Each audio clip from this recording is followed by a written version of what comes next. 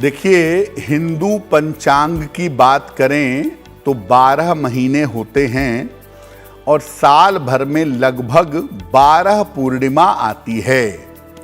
हर पूर्णिमा अपने आप में बड़ी महत्वपूर्ण है, लेकिन शरद पूर्णिमा को अमृत देने वाली पूर्णिमा कहा जाता है और सारी पूर्णिमा में सबसे ज्यादा महत्वपूर्ण मानी जाती है।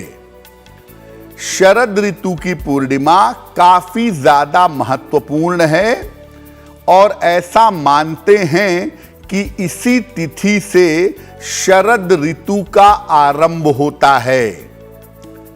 चंद्रमा इस दिन संपूर्ण होता है 16 कलाओं से युक्त और इस दिन चंद्रमा से अमृत की वर्षा होती है और इस अमृत से धन, प्रेम और स्वास्थ्य तीनों प्राप्त होता है।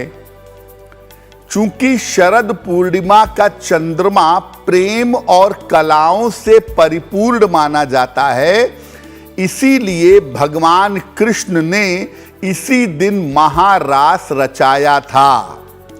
भगवान कृष्ण का महारास एक बड़ी अभूतपूर्व घटना है और वो घटना हुई थी शरद पूर्णिमा के दिन।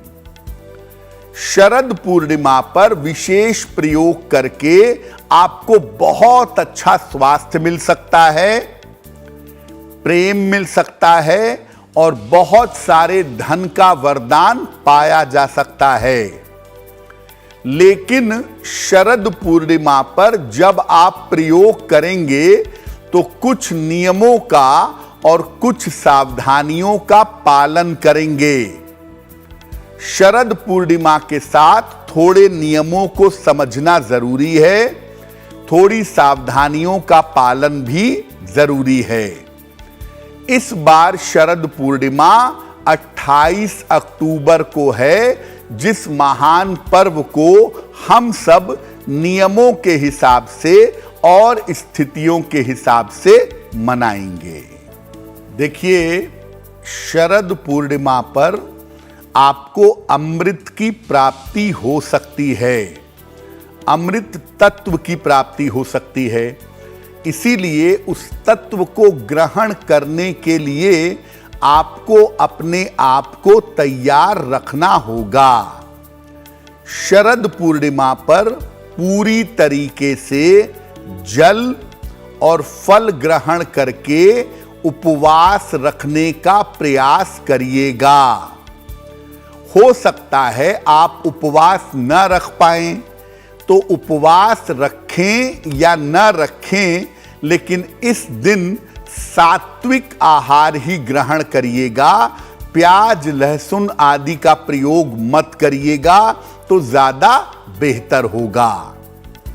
शरीर आपका जितना शुद्ध होगा, जितना खाली होगा, जितना सात्विक होगा, आप ज्यादा बेहतर तरीके से अमृत की प्राप्ति कर पाएंगे। शरद पूर्णिमा का दिन आनंद का दिन है, इसीलिए इस दिन काले रंग का प्रयोग न करें। चमकदार सफेद रंग के वस्त्र धारण करें या ब्राइट कलर के अगर कपड़े पहने तो आपके लिए ज्यादा बेहतर होगा। शरद पूर्णिमा पर उपवास रखना सबसे ज्यादा बढ़िया है, लेकिन अगर आप उपवास नहीं रख पाते तो पवित्रता और सात्विकता रखिए। और शरद पूर्णिमा पर मुख्यतः माता लक्ष्मी की पूजा होती है या परंपरा के अनुसार भगवान कृष्ण की पूजा होती है, तो आप इनकी पूजा करें और पवित्र भाव से अमृत ग्रहण करने का प्रयास करें। देखिए, शरद पूर्णिमा पर मोटे तौर पे खीर बनाई और खाई जाती है और ऐसा मानते हैं कि उस खीर को खाने से लंबी आयु की प्राप्ति होती है, व्यक्ति का स्वास्थ्य बेहतर होता है। लेकिन इसका एक सिस्टम है। जिसको करने से आपको अच्छे स्वास्थ्य का वरदान मिलेगा। रात के समय में स्नान करके गाय के दूध में जरा सा घी मिला करके खीर बनाइएगा। चावल की खीर बनाना बेहतर होगा। खीर को भगवान को अर्पित करके विधिवत भगवान कृष्ण की पूजा करिएगा।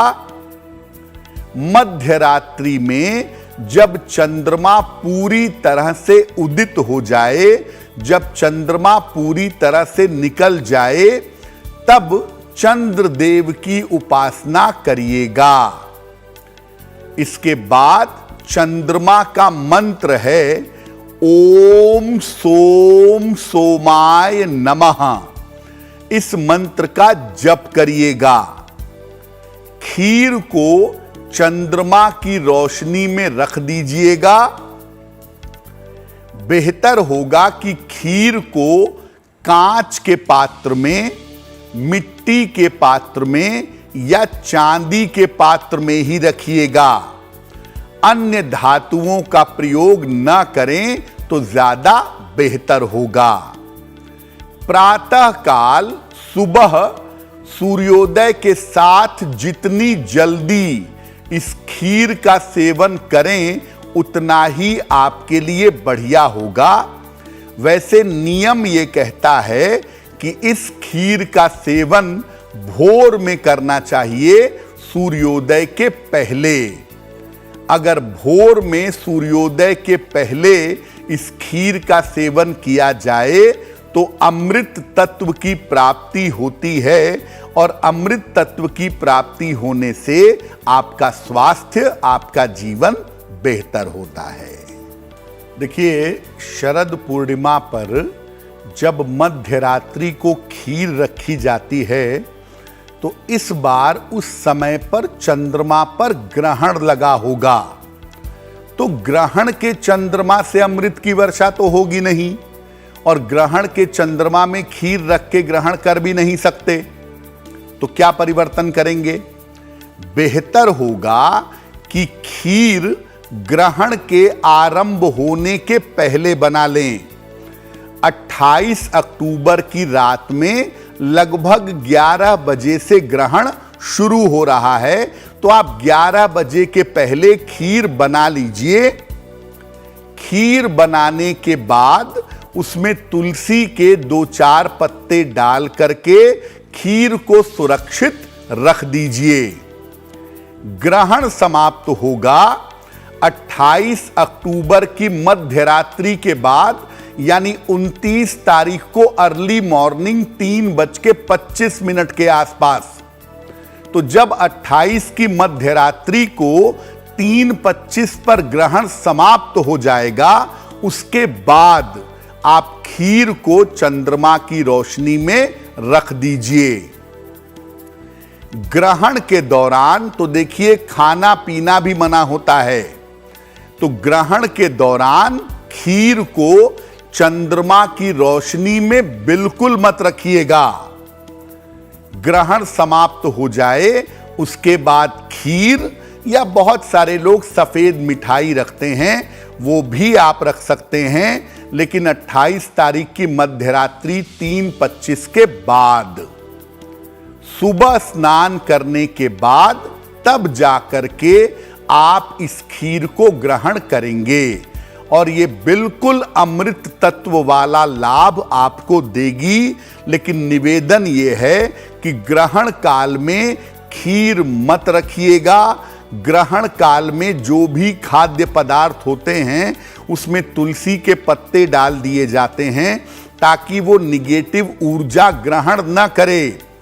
और अगर आप ग्रहण काल में चंद्रमा के प्रभाव में खीर रखेंगे तो वो नकारात्मक ऊर्जा बहुत सारी ले सकती है। तुलसी के पत्ते होंगे उसमें, लेकिन बावजूद इसके डायरेक्ट चंद्रमा के प्रभाव में मत डालिएगा।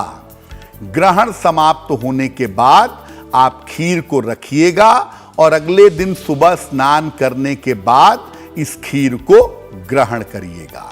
देखिए, ग्रहण काल में सारे मंदिरों के पट बंद कर दिए जाते हैं और सामान्यतः ग्रहण काल में मूर्ति पूजा नहीं की जाती। ग्रहण काल में आपको जो भगवान का नाम जप करना है, जो उनके नाम मंत्र का जप करना है, वो उनके नाम का जप कर सकते हैं या भजन कीर्तन कर सकते हैं, उससे आपका कल्याण होगा। तो अगर आप माता लक्ष्मी का मंत्र जपना चाहते हैं तो आप मन में जपते रहिए, उसमें कोई दिक्कत नहीं है। लेकिन आप उनके चित्र के सामने दीपक जला के मंत्र जपना चाहेंगे तो वो संभव नहीं है। आप मन में आराम से घर में बैठ के माँ लक्ष्मी के मंत्र का या भगवान कृष्ण के मंत्र का या उनके नाम मंत्र का जप जरूर कर सकते हैं। और जब ग्रहण समाप्त हो जाए तब आप अगर संभव हो तो स्नान करें या हाथ पैर धो करके वस्त्र बदल लें। इसके बाद अगर आप चाहें तो मंदिर की सफाई करने के उपरांत आप जिस तरह से चाहें उस तरह से पूजा कर सकते हैं। लेकिन ग्रहण के दौरान आपको केवल नाम मंत्र का मानसिक रूप से जप करना है या भजन कीर्तन करना है। जो सामान्य तरीका पूजा का होता है उस तरीके से ग्रहण के दौरान पूजा नहीं करेंगे। एस्ट्रो तक ऐप पर आपको मिलेगा भविष्य से जुड़े हर सवाल का जवाब। डाउनलोड कीजिए एस्ट्रो तक ऐप और चुटकी में जुड़िए इंडिया के बेस्ट एस्ट्रोलॉजर से।